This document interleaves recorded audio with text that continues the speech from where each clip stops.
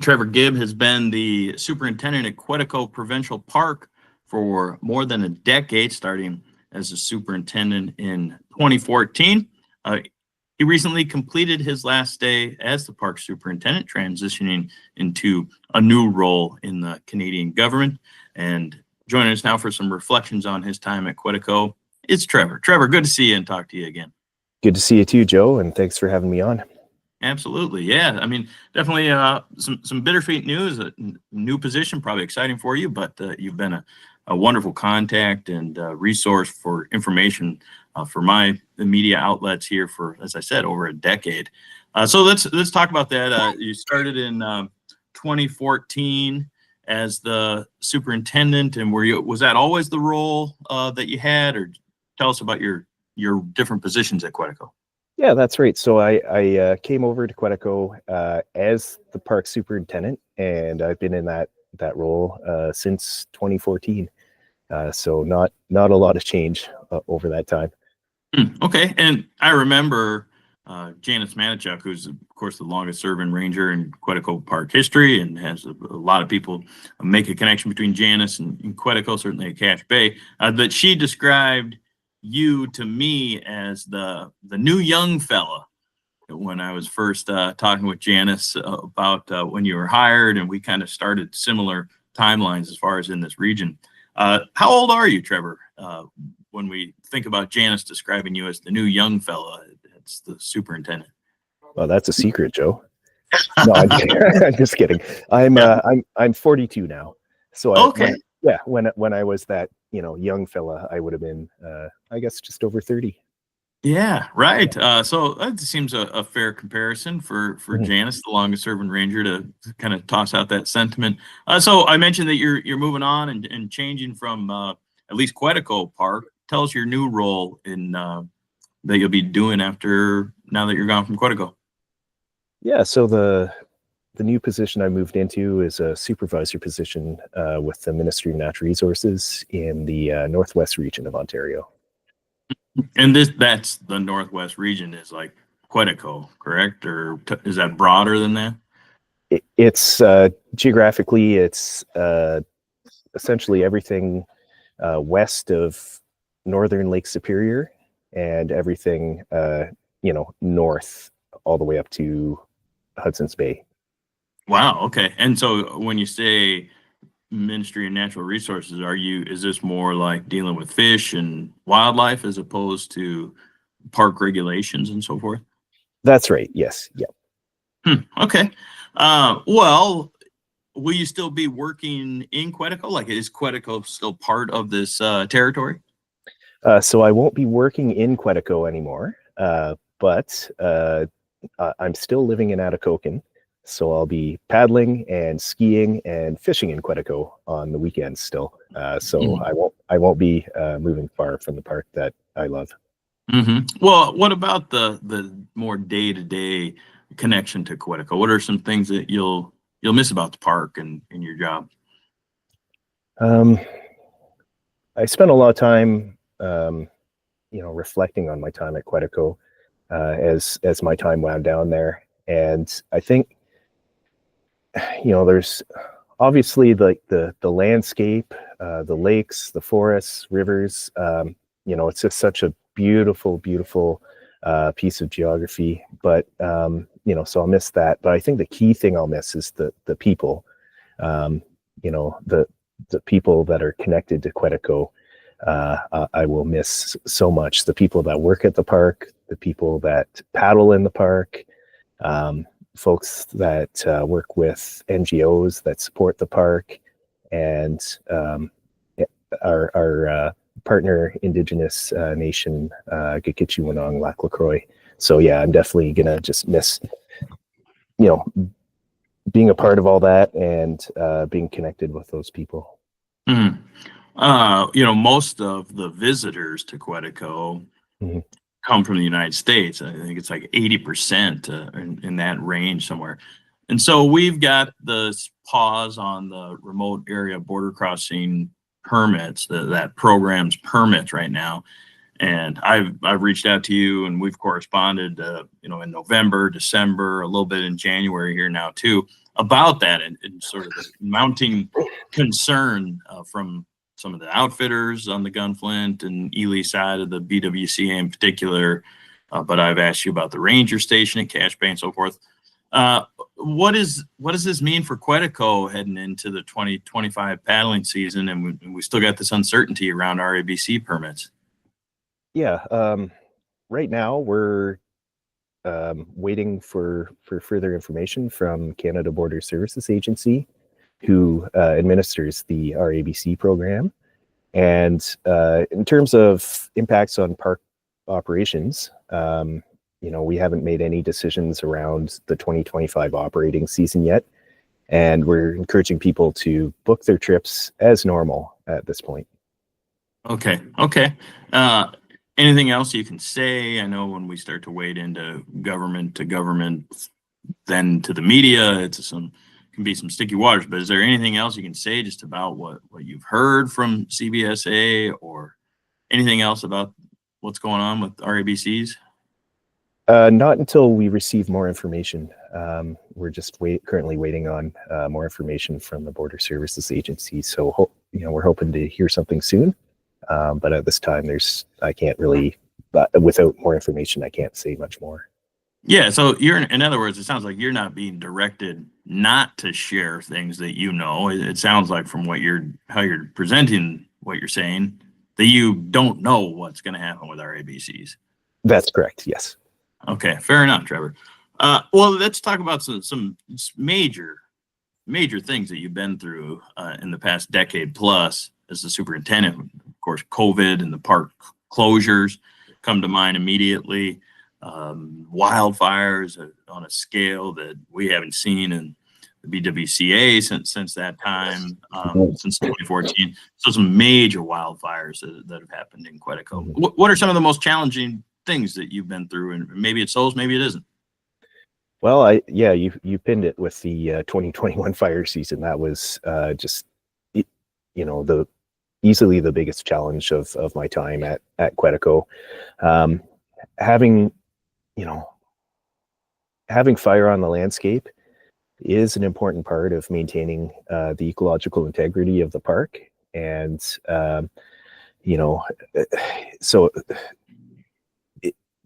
but you have to, there's the balance of having that fire on the landscape and balancing that with public safety and recreational opportunities and future recreational opportunities as well in places where fire impacts and stuff like that. And 2021 was, just really, really tough with a dynamic situation on the ground.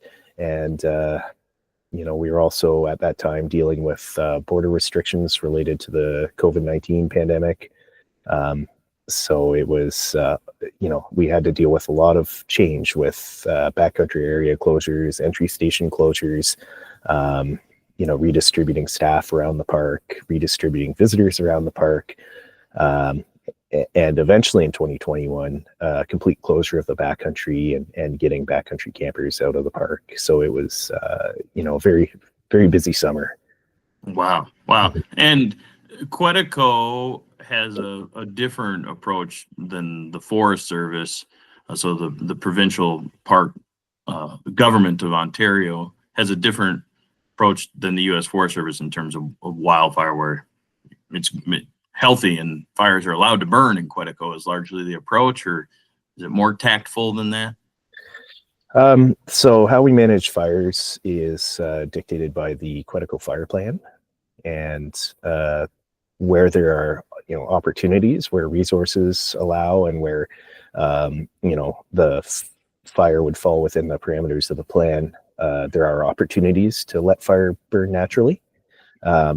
A lot of fires in Quetico are also extinguished. It just depends on the particular situation and how it's assessed. Okay. All right. Yeah. Interesting. Well, I mentioned Janice Matichuk earlier in our conversation, and this will be now 5 years, 2025, since Janice has passed away. And as we start to move a little further from 2020 and her passing that August, are you starting to, and other people starting to see what her legacy is, or maybe what it will be in terms of the park.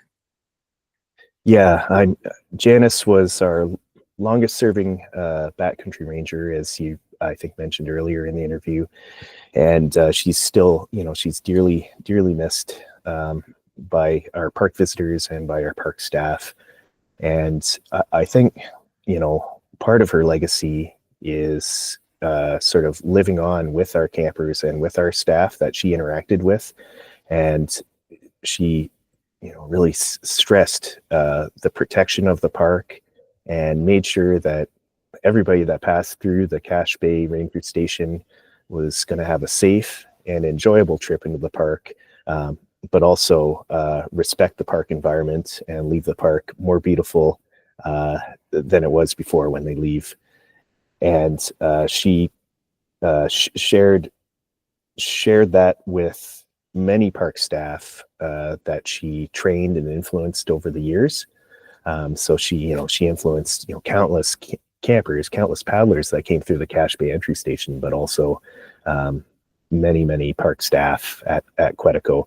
And I think that's a big part of her legacy is just her love of the park and care for the protection of the park really lives on through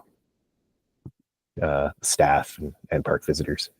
Yeah, right. Yeah, that's interesting. That's a good observation, that it's not just the people who met Janice who came through Cache Bay as paddlers, but that her influence and teachings and legacy live on amongst the park staff as well, and that can be passed on generationally and so forth too. So that's a really cool observation, Trevor. When we're talking about Quetico, I mean, it's a huge area. It's a little bit bigger than the BWCA. I think you're at about 1.2 million acres, and we're just over a million acres. So they're similar in size, but when it comes to media coverage, there's just not even a comparison in terms of BWCA and how much media coverage there can be, and just interest in different blogs and platforms and websites, message boards where people are sharing campsite reviews, etc. And there's almost no media coverage of Quetico on a regular routine basis. I'm wondering if you think that's a good thing, or maybe it's a non-issue, or what your observations are about just that general lack of reporting media coverage on Quetico. Well, a lot of people love Quetico on both sides of the border. And I think any coverage that we can get to provide information and to connect with people that care about the park, in the Midwest and in Ontario and all over, I think anything is good. So we appreciate any opportunities that we have to have media coverage about what's going on in the park. Recognizing, we don't get nearly as much as Boundary Waters and Superior National Forest, but stuff like this, Joe, we really appreciate what you do to get the word out about what's going on at the park and sharing that. Yeah, right. And a lot of that originated in connections with Janice and the park allowing us access to come to places like Cache Bay and take photographs and so forth, spend some time up there. I know that in some of our correspondence as well, that the work with the First Nations communities played a significant role in your management of the park. And if you would tell us some personal connections there, or some stories, if you would, to illustrate some of that work. Yeah, so Gitchagwiwānung, Anishinaabe Nation, and Quetico have a long-standing and special relationship and of working together. Annually, we have an agreement to have the First Nation operate the western part of the park. So Beaver House Ranger Station and the Lac La Croix Ranger Station, and also have staff work in the backcountry together with other Quetico staff. Over the years, I really cherish, the experience I got to have working with the First Nation on our 2018 park management plan. And then also working together on lake monitoring and educational displays throughout the park. I really cherish the time spent together working on those, and how much I got to learn from members of the First Nation during those processes. Okay. And I know, Trevor, you said that you get out to Quetico, like you're not just somebody behind the desk who kind of manages from afar. You engage with the park personally and recreationally, and that it sounds like we'll be continuing to do that. Do you have any favorite parts of the park, or a lake or a campsite, if we want to narrow it down from there, fishing hole, something like that, or just some favorite locations in the park? Well, I guess now that I've gone on to a different position, I can tell you all my fishing spots. No. Yeah, message them to email them to me, would you? Well, my favorite lake, I'll tell you that one. My favorite lake is Quetico Lake, and that's northwest part of the park, access through the Beaver House Ranger Station. It's just,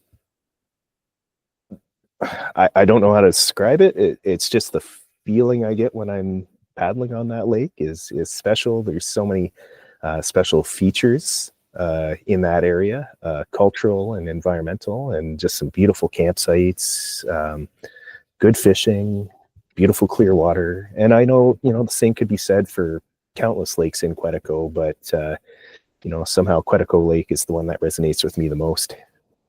And there's lake trout in there, right? There is, yes. Yeah. Huh. Okay. Yeah. Beautiful. Quetico in Quetico Park. Quetico Lake in Quetico Park is the Quetico Superintendent's favorite lake. That's right. Seems appropriate.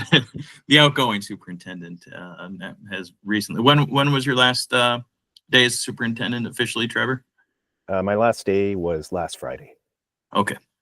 Well, any parting words, anything you want to share with people that have been listening to us on the podcast, either at the radio station or now here on Paddle and Portage, and we've quoted you and referenced you many times. You're in the book that I wrote about Janice, her biography, and so just any parting words for our listeners in terms of your role at Quetico as the superintendent during this time?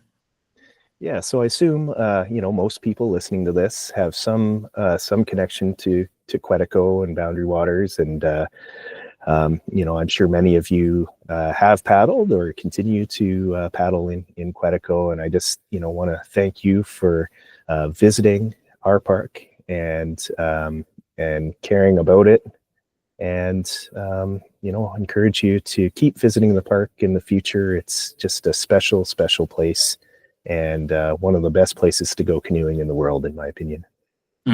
All right, excellent. And somebody I have spoken to in the past as well, the assistant superintendent, and his name's French, so I'm still working on it, but Jason Blier, is that right, Trevor? That's correct, yes. Yeah, Jason Blier, he is now the acting superintendent, so he's in the lead role.